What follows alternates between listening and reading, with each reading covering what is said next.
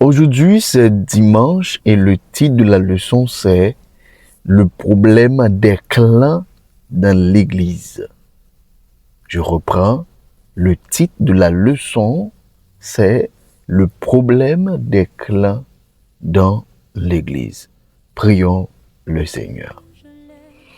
Seigneur, éternel notre Dieu, nos âmes te louent, nos âmes te bénissent pour les multiples bienfaits que nous jouissons de ta part. Seigneur, merci pour la nuit passée en bien. Merci pour l'espoir, la vie éternelle. Nous allons étudier dans cette parole. Bénis ce moment et que tu prennes le contrôle. Au nom de Jésus. Amen. Le problème des clans dans l'église, c'est que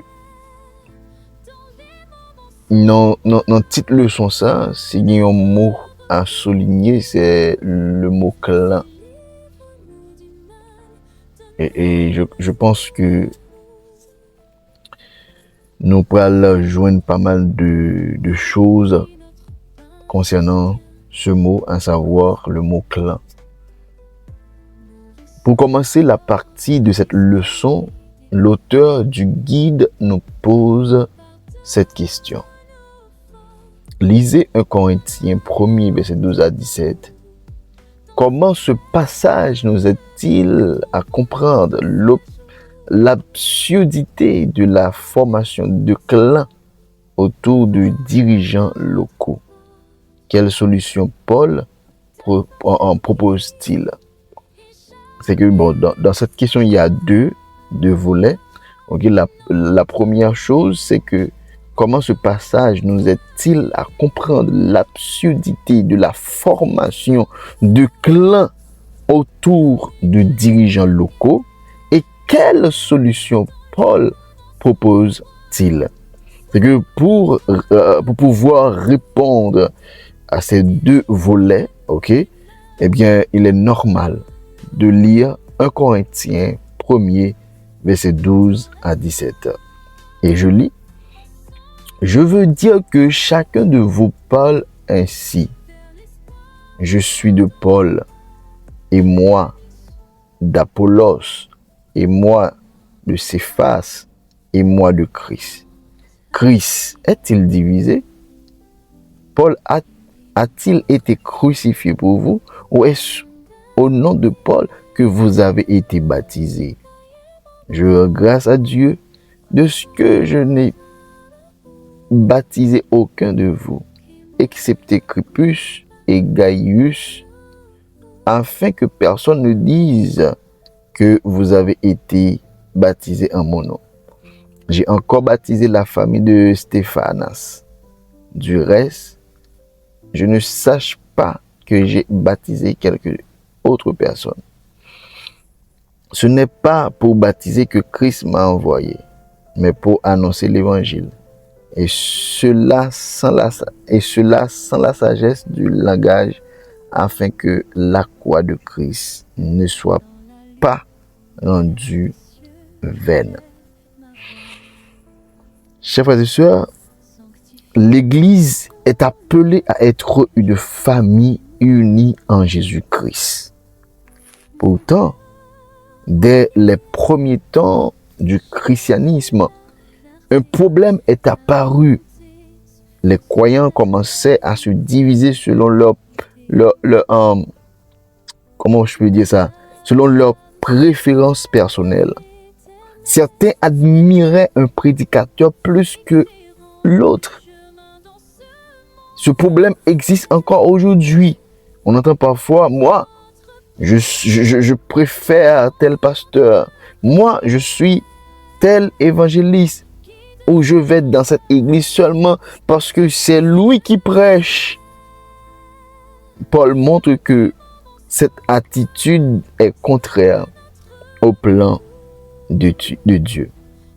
Dans 1 Corinthiens 1er, verset 12-17, Paul rapporte les paroles des membres de l'Église. Parce qu'à l'époque, les membres disaient, moi je suis de Paul, moi je suis d'Apollos, moi de Céphas, moi de Christ. C'était la division. Eh bien, mes frères et sœurs, cette déclaration révèle que les croyants avaient commencé à former des groupes autour de personnalités humaines, à savoir Céphas, Paul et autres. Eh bien, il y a des clans, il y a des groupes. Eh bien, Paul répond par 3 questions qui frappent leur esprit. Christ est-il divisé? Paul a-t-il été crucifié pour vous? Avez-vous été baptisé au nom de Paul? 3 questions. 3 questions. La réponse est évidemment non. Christ n'est pas divisé. Paul rappelle ainsi que le seul sauveur est Jésus-Christ. Les serviteurs de Dieu sont simplement des instruments entre les mains de Dieu. Alors, la question, pourquoi est-ce absurde de former des clans à l'église? Former des clans est absurde parce que tous les dirigeants fidèles annoncent le même évangile. Parce que aucun dirigeant n'est mort pour nos péchés. Parce que notre baptême nous unit à Christ et non à un être humain. Parce que les divisions affaiblissent le témoignage de l'Église. C'est que clan, c'est un bagage qui est absurde, sans sens.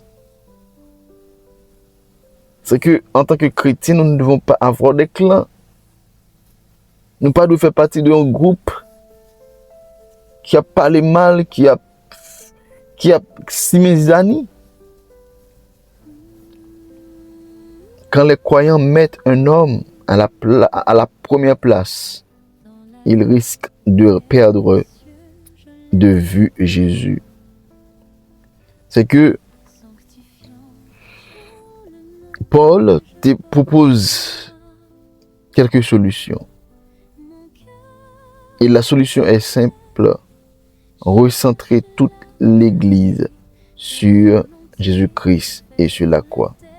C'est que à nous apprendre pas focus sur un pasteur, à nous apprendre pas centrer nous sur un dirigeant, mais sur Jésus qui est le maître de l'Église. Paul déclare que Christ ne l'a pas envoyé principalement pour baptiser, mais pour annoncer l'évangile, afin que la croix de Christ ne soit pas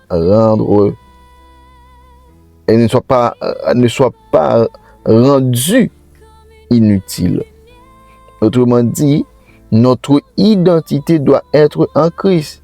Notre identité doit reposer sur l'évangile. Notre administration ne doit jamais remplacer notre fidélité à Jésus.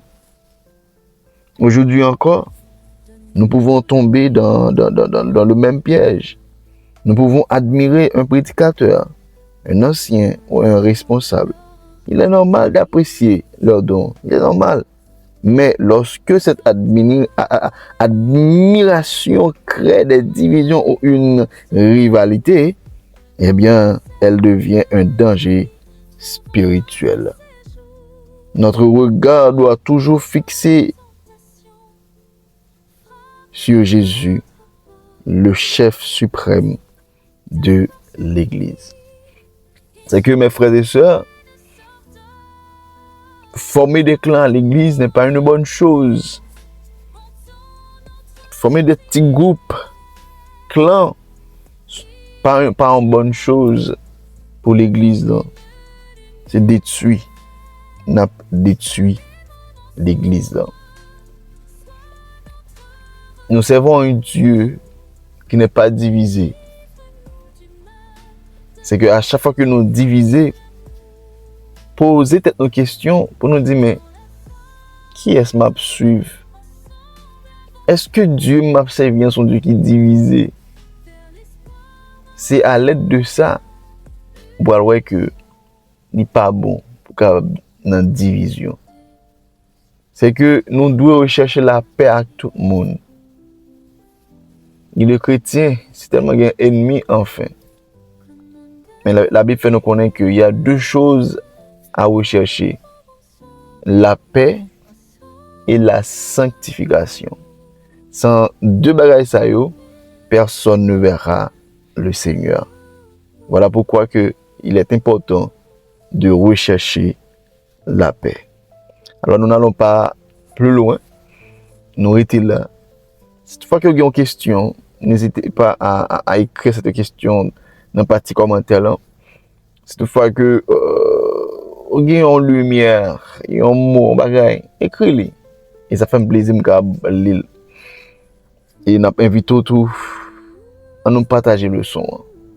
Tous les amis, tous proches, nous mettez sur statut WhatsApp. Nous. Et ensemble, nous sommes capables de grandir spirituellement. Ensemble, nous sommes capables de faire dire au monde aller vers l'avant. Parce que, mes frères et sœurs, nous avons pas mal de projets. Okay? Surtout, mission. Et que très bientôt, par la grâce de Dieu, au nom de Jésus, eh bien, dis-le au monde à organiser des missions que nous prévoyons pour nous faire en semaine, 2 semaines, dans des zones, dans des villes reculées dans le pays Canada. Nous sommes capables de prêcher la parole de Dieu.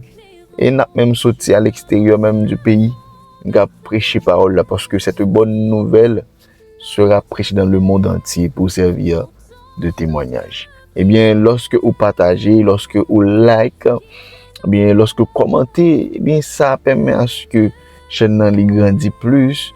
Et bien, YouTube qui a habitué tout le ça, lui permettre que vidéo à jeune, il permet à ce que vidéo arrive jeune plus monde. D'accord? Eh bien, nous pas dire plus, nous étions là, c'était votre ami, votre serviteur, Guy Caleb. Bonne journée dans le Seigneur et bon courage. Ciao!